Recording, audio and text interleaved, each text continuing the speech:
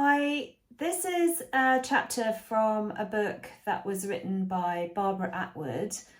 Barbara was one of the lovely ladies on our very first retreat in June 2023. And Barbara wrote a book about her life and her adoption journey.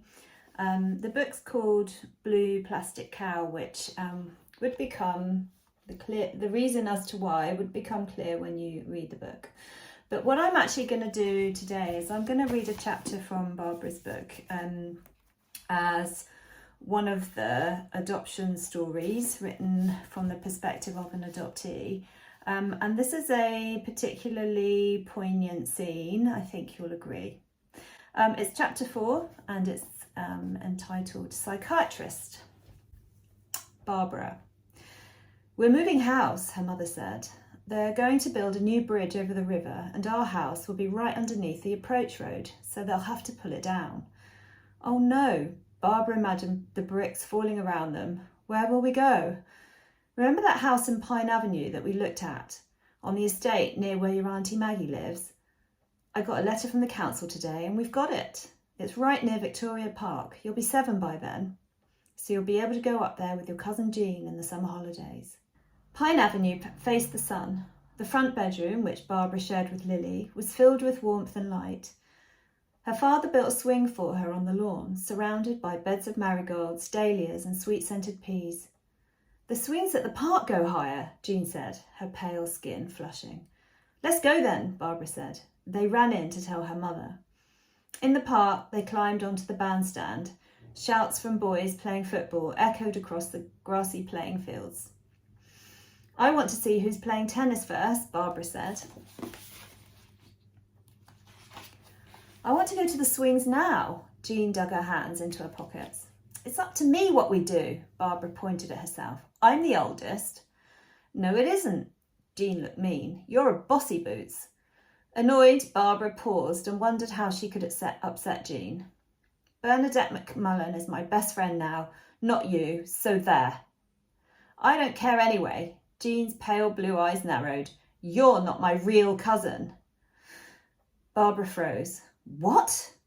Anger rose from her toes. Her face became hot. "You're lying. I am your cousin, you little fibber." "No, it's true. My dad told me. You're not my real cousin. Liar, liar." Jean continued to taunt her in a singy-songy voice until Barbara slapped her in the face as hard as she could. Jean's hand shot up to her reddened cheek. "I hate you. I'm glad you're not my real cousin." She jumped off the bandstand, crying. "It is true, and I'm going to tell my dad on you," she shouted as she hurried towards the gate. Barbara stood silently on the bandstand, sucking her fingers. Why did Jean say that? She made her way past the bowling green and through the gate, walking slowly down the length of Sycamore Avenue to the 2 houses at the bottom that were on Pine Avenue. What could Jean have meant? Ouch! She tripped on the back doorstep. "Watch out!" Her mother was chopping vegetables on a wooden board by the kitchen sink. Her mouth hardened to a thin line when Barbara told her what Jean had said. "Who told her that nonsense?" she asked. "Uncle Tom." Her mother stopped chopping and her face wrinkled into a frown. Something's wrong. Why did he say that? "Jean's being silly." Her mother stared at her. "She's just teasing you. I know you're 2 years older, but you shouldn't boss her. We asked to be moved up here so I could be near to Maggie and you play with Jean. You should be kinder to her." "But I am a real cousin," Barbara pleaded. "Of course you are, love." Her mother handed her a slice of raw carrot and continued chopping. "She's made it up just to annoy you. She is your real cousin." Barbara felt a sense of unease as she gnawed at the carrot. If it's not true, why did Mum get so angry when I told her, and why does she look so sad now? The next day, in the back garden, Jean followed Barbara as they crept along a narrow gap between the privet hedge and the garage wall to a triangular piece of land where they hid from adults and collected ladybirds in matchboxes. The Ladybird Club. Barbara stared intently at Jean. "My Mum said you are my real cousin." "I know." Jean's eyes fell to the ground. "My Mum shouted at me. My dad got mixed up. You are my real cousin." Relieved, Barbara smiled at Jean. You can be my best friend again. Her eye caught sight of a ladybird climbing on a clump of wild irises. Look, there's a big one, she pointed. Catch it before it flies off. Florrie. Florrie sat in the consultant's waiting room watching Jim pace back and forth, his hands clasped behind his back. Barbara banged her head against the wall today, screaming with pain, he said, the lines on his face deepening.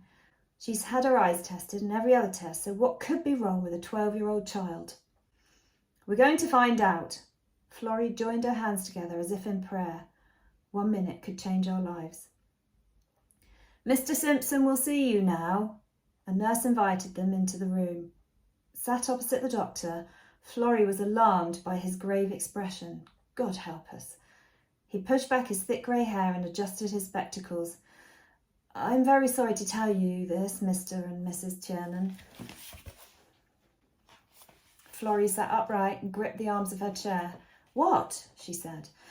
Barbara has a brain tumour. Oh, no.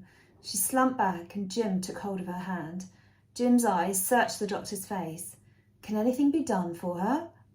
Yes, we can operate, but... He paused and looked directly at them.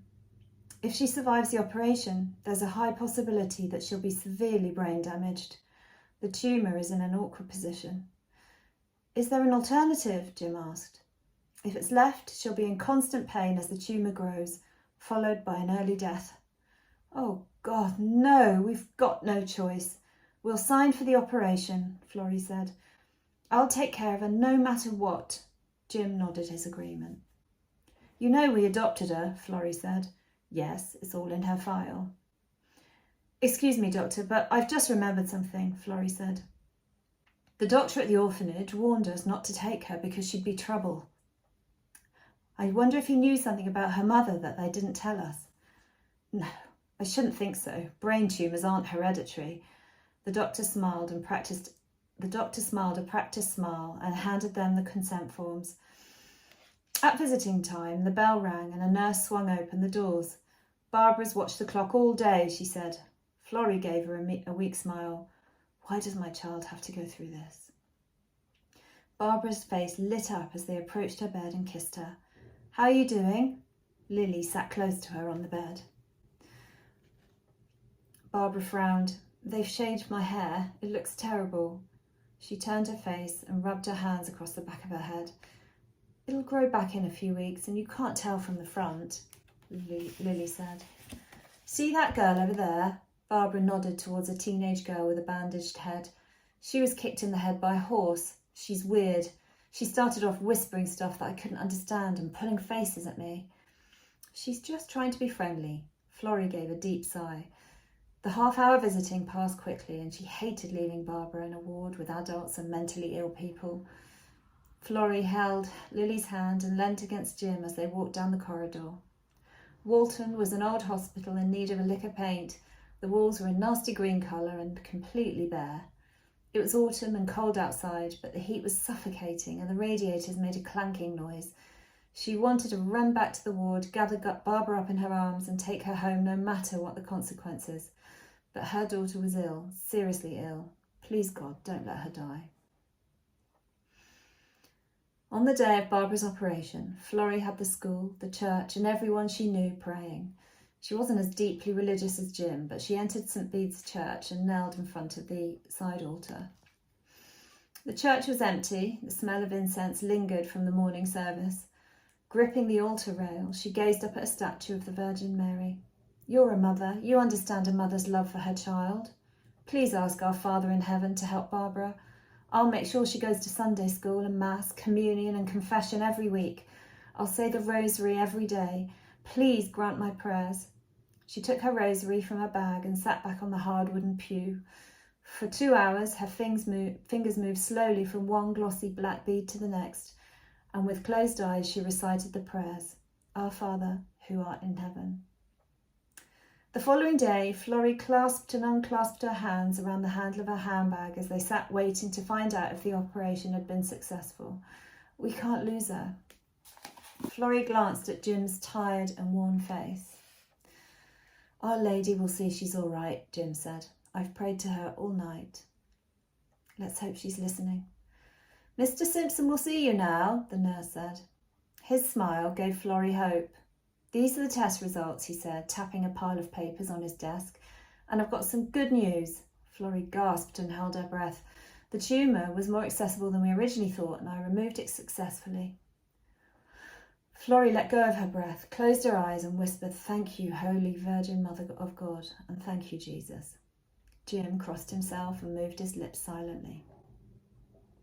Mr. Simpson paused, raising up his eyebrows and looked from one to the other before he spoke. It's early days yet, but we're expecting Barbara to make a good recovery.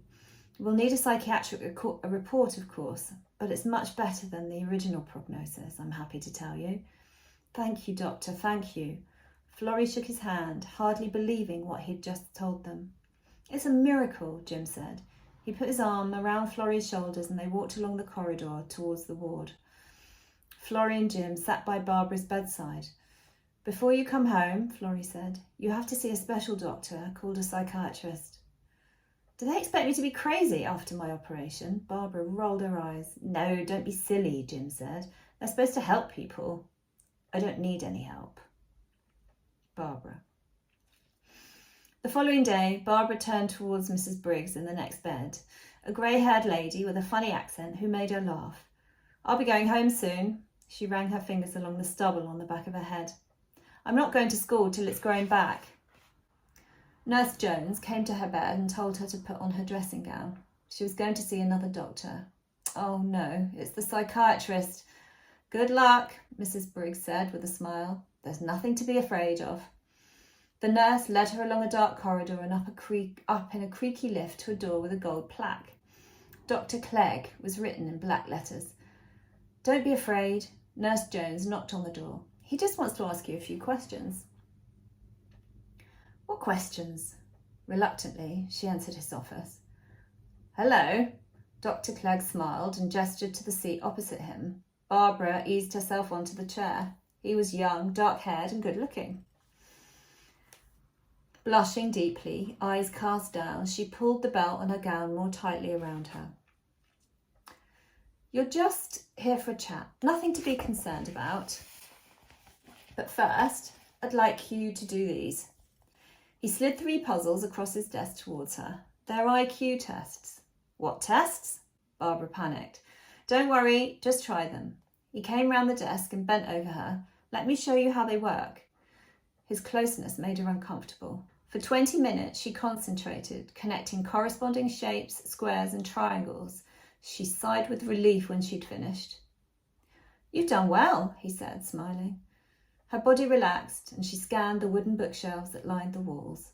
The muffled sound of hospital traffic hummed through the window and her eyes rested on a model of a sliced human brain sitting on the windowsill. The outer shell looked like the fat maggots that her brothers used for the fishing bait. Dr. Clegg coughed, got her attention and questioned her about school.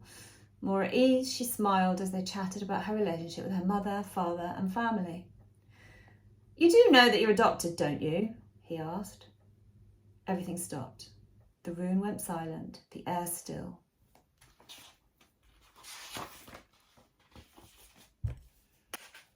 Her mouth fell open, her face drained and her throat constricted. And all the strange things that people had said, the way she'd always felt different. I don't know where I got you from. Isn't she tall? Your godparents are film stars. You're not my real cousin. Now she understood. You do know you're adopted, a voice somewhere in the distance repeated. You're adopted, the words echoed. She blinked hard as if to wake herself up from a dream, but it wasn't a dream. She was adopted. Unsure of how to react, she stayed silent, her thoughts in turmoil. Gulping hard, she refused to cry. He tapped the fingers of his manicured right hand on his lips. You didn't know, did you? He took a deep breath, releasing it slowly through his nostrils. No, I didn't know. I really didn't know. Mum didn't tell me. Why didn't she tell me? She sunk in her chair and cried without restraint, her body heaving with each long, deep sob. He pushed a box of tissues in her direction and rang for the nurse, shuffling papers on his desk till she arrived. Calm down, come along now. Nurse Jones took hold of Barbara's hand and they walked back to the ward. In between sobs, Barbara confessed, "My mam's not my real mam. He said I'm adopted." Nurse Jones raised her eyebrows. "My God, and you didn't know?" "No." She hugged Barbara tightly and wiped her damp cheeks. "I'm sure your mother loves you just the same." "How can she? I'm not her real daughter." Back in her bed, Barbara stopped crying. Anger at being told something so intimate by a cold, indifferent stranger made her head ache. A terrible resentment grew towards her mother. Why didn't Mam tell me herself? She buried her head in a pillow and lay in agony, confused, hating the psychiatrist, her parents, and herself. Mrs. Briggs tried to comfort her. "It's shocking him telling you like that, but your Mam loves you. She's always here on time to see you, always the first in when they open the doors, never misses a visit." "But she's not my Mam, don't you understand?" "Yes, I understand, of course I do. Come here, love." Mrs. Briggs held out her arms. Barbara lay on the bed next to her and sobbed as Mrs. Briggs caressed her in a way her mother hadn't done since she was a little girl. "You're going home soon," Mrs. Briggs stroked her hair. "I don't want to go home." Barbara pushed her hand away and sat up. "Your Mam seems like a nice person to me. You're being silly behaving like this." "She's nice to other people, such as tramps." "What do you mean, tramps?" "Months ago, a dirty old tramp came in and sat in the gardens in front of our house. It's a sort of triangle with grass and it has 2 wooden benches for pensioners to sit on and look at the flowers. Sometimes Dad sits out there to get away from Mam and smoke his pipe. I saw the tramp out the window and I told Mam about him. She was cooking our Sunday dinner. When she'd finished cooking the chicken, she put it in a dish and told Lily to take it to him. I followed Lily." "Oh my goodness," Mrs. Briggs' eyes widened. "What did he do?" "His hands were filthy and he snatched the chicken and bit into the leg with rotten teeth. Ugh! When we went back into the house, I joked about him, but Mam got angry. 'Don't make fun of people less fortunate than you,' she said. 'You've never been hungry.' And all we had for dinner was potatoes, gravy and veg." Mrs. Briggs laughed. "Well, she's a very kind woman, very Christian. In fact, I know a lot of Christians who wouldn't have had such a good heart as to give up their Sunday dinner for a tramp." Barbara smiled at Mrs. Briggs and then she remembered. "I don't care. She's not my real Mam. She lied to me and I hate her. Florrie." "The welfare lady wants to have a word with you." The matron looked concerned as she ushered Florrie into an ante-room at the hospital. "What's wrong?" "Mrs. Foster will explain." Florrie had arrived at the hospital feeling optimistic. What were they troubling her about now? The operation had been a success. Her daughter was coming home tomorrow. If Dr. Clegg had been in the room when Mrs. Foster told Florrie of his blunder, she would have physically attacked him. The rage within her was so strong. "I didn't want her to know," she shouted. "I've had her since she was a baby. She's mine. There was no need for him to tell her like that without my permission." Mrs. Foster nodded. Dr. Clegg must have assumed she already knew with her being 12 years old, I suppose. Well, he shouldn't have assumed anything. It's a shame you hadn't already told her. What a cheek! How dare she hint at it being my fault? I was going to tell her when I thought she was ready for it. Unable to offer a satisfactory explanation, Mrs. Foster let Florrie continue to rant. "Psychiatrists, what do they know about anything? He should be struck off. It was none of his business." Florrie broke down. "I bet she's really upset, isn't she?" "Well, yes, she has been getting upset." "No wonder. Oh, God, what am I going to tell her?" "Tell her the truth." Seething with anger and filled with dread, Florrie made her way to the ward. "I can't tell her the whole truth." "Hello, love, how are you?" She sat at Barbara's bedside and leaned across the bed to touch her daughter's arm. Barbara withdrew her arm as though it had been scalded, holding it close to her body. She turned away, her face puffy from crying, and refused to speak. Florrie's hands shook as she placed sweets on the locker. She started to talk about Dr. Clegg. "Shut up," Barbara scowled. "You're not my real Mam." "But you're coming home tomorrow. I'll explain it then." Unmoved by Florrie's concern, Barbara stared down and picked at the frayed edges of the bedspread.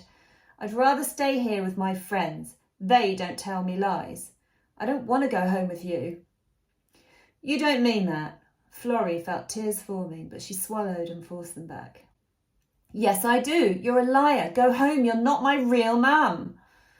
I am your mum, and I'm coming with your dad to pick you up tomorrow. Florrie left, dabbing her eyes with a handkerchief and cursing Dr. Clegg for ruining their lives. On the bus home, she composed herself and planned what she would tell Barbara when she got her home. She'll run away and try and find Carol, and I can't let that happen, she thought. Somehow she'd make Barbara realise how much she loved her, that she was her real mum, that the girl who'd had her didn't want her. Panic, sickness, the motion of the bus made it worse. Stop, I'm going to throw up. In a quiet country lane, the driver waited while Florrie vomited behind her head, the glaring passengers rubbernecking. Are you okay, love? Yes, thanks. The conductor held her arm as she got back on the bus. I can't lose Barbara, she whispered, staring out of the window. What can I say that will stop her hating me? Barbara. When her mother left, Barbara looked around the ward as if searching for something she'd lost. The chatter and the movement of nurses and patients across the ward didn't stop her feeling alone. Children who she'd made friends with sat at tables in the middle of the room doing puzzles or reading magazines, but she didn't want to be near them. She wanted to hide from everyone, and she buried her head beneath the sheets.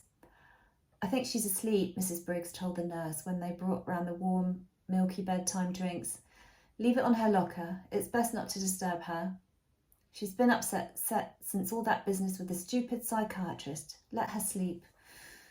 But Barbara wasn't asleep. She was listening.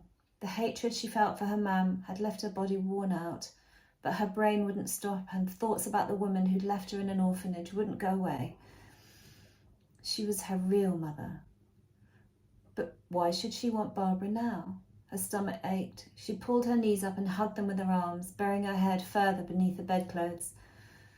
Her mother had given her no instruction on the facts of life, but she'd heard whispers at school about girls who'd got pregnant and given their babies away to someone else to bring up. She was one of those babies. Illegitimate. A bastard. Someone who'd been taken in.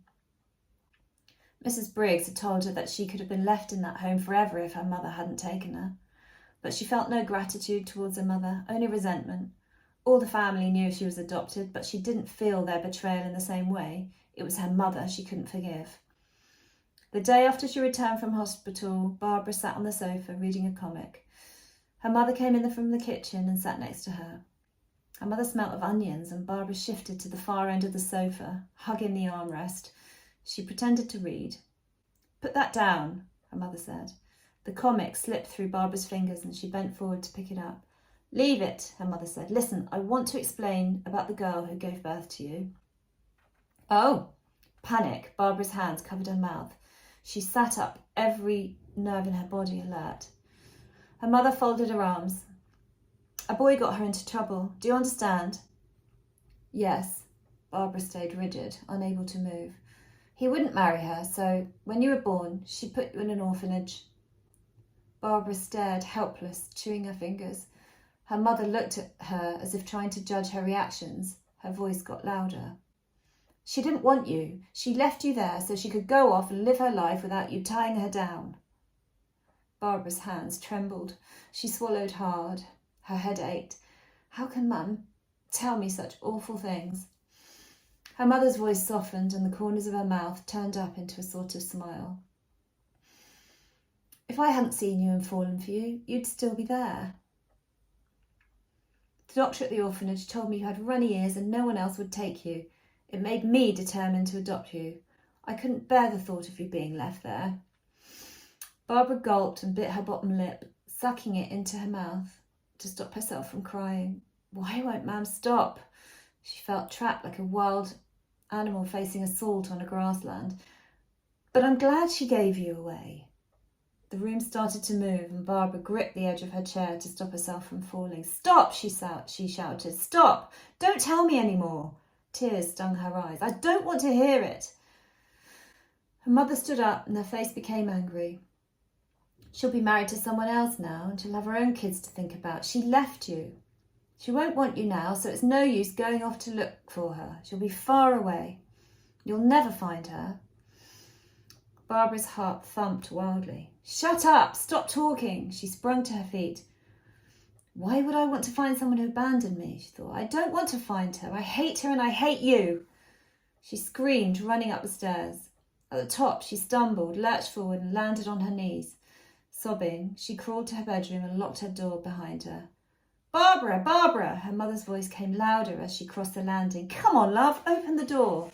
"Leave me alone. You're not my mam. Go away." "Won't you give me a chance?" her mother asked, tapping on the door. "No." Cries were muffled, footsteps faded, the door closed. Everything went quiet. Barbara sat on her bed, hugging her body, swaying back and forth. She wanted her mother to be her real mother and for everything to be back like it was. Thinking about that other woman made her feel sick. Her mother was right. That woman would have more children to love now, and she wouldn't want her. Why did her mother think she'd want to find the person who had abandoned her? Barbara felt ashamed of being illegitimate, dirty and inferior to everyone else, and somehow it felt like it was her fault. Exhausted, she lay down and fell asleep. Wow, so that was chapter 4, the chapter in which Barbara discovers that she's adopted from someone who's not even her adopted mother at the age of 12. Hugely shocking. I'm sure you can empathise with what that must have been like for Barbara. And of course it's that thing of as we are growing up, maturing and developing, we have a narrative about ourselves, we have a story about ourselves, and that's normal and natural, and that's how we make sense of who we are and who we are in the world. And so to have that story challenged, or to be told that that story is untrue at the age of 12 is hugely difficult, and creates all sorts of disconnects and confusion in the mind and in the psyche of the developing person. So for Barbara, that would have been a huge challenge. And of course we hear about this more as well, that people are led to believe they're not adopted, or they're not told that they're adopted until much later, and it can cause all sorts of ruptures in their life, and depression and anxiety can very quickly develop after that. A lot of adopted people report feeling as though they were in the wrong place anyway, all the time that they thought they were the biological child of the family. They can still feel and sense a little bit different, as though they're in the wrong place, and that's very common. So of course it's always useful, helpful and beneficial to an adopted person to using appropriate language, obviously from a young age, to have that woven into the narrative as it forms from the very start. To find that out was very difficult from Barbara, and like I said, more especially from a psychiatrist, someone who's a total stranger. I've read the book. The book's really good, very moving, moved me to tears. This is Barbara's book, and I'm going to put a link in the description below to where you can find the book. It's available online, and I'm looking forward to seeing you again, Barbara, at our retreat 2024. Thank you for giving me permission to read out this chapter of your book. Thank you, everybody. If you'd like to share your story, please do contact me. I put the website in the description below. The reason for this is threefold, really. Threefold because, number one, it raises awareness, and there are lots of people, there's a lot of ignorance still out there about adoption and the fantasy, let's say, that is adoption. And it's really important that adoptees are able to share their story, and for it to be more normalised that there are problems, that there are difficulties to overcome. Absolutely they can be overcome, but it's important to recognise that there are difficulties, and I think there was a lot of ignorance around that, and certainly obviously in the era that Barbara was adopted, nobody was really thinking about the impact of not having open communication around the adoptive status for children. Secondly, it's because there's always somebody out there who can resonate with some story which helps them to feel less lonely, less isolated in their own journey as an adopted person. So that's the second reason why we're putting out these stories. And the third is that actually journaling, story writing, writing down our story, whether it be in diary form, book form, lyrics, poetry, all of those ways of expressing our thoughts and feelings are very cathartic and therapeutic and helpful to us in order to help us to process our thoughts and feelings. So that's the other reason why we're doing it as a kind of therapeutic endeavour. So yeah, it doesn't need to be long, it can be long, short, it doesn't really matter. You don't need to be a writer. Obviously Barbara's book has been written by her and edited, so it's professionally written, but it doesn't need to be the case. I'm happy to read out whatever you send me. It's less about that and more about the story. So yeah, do contact me if you like, and you can remain anonymous. There's no need for me to mention your name and where you're from, so no problem whatsoever with that. Thank you for staying to the end of the video. Thank you for listening to Barbara's story. Please comment below, obviously being sensitive with your comments. This is Barbara's life, true story. And please like the video. And around 77% of you are watching without subscribing, but you know, this channel's here to raise awareness and to kind of get to more people out there, so that people just understand that adoption is not always straightforward, and that there are issues for the adoptee that need to be dealt with regardless of the way they're brought up, the love they're given or stability they're given. All of that is of course very necessary, but in and of its own it's not enough. So understanding by the lay person out there is the goal, really, I think. Thank you for watching. See you on the next one. Bye.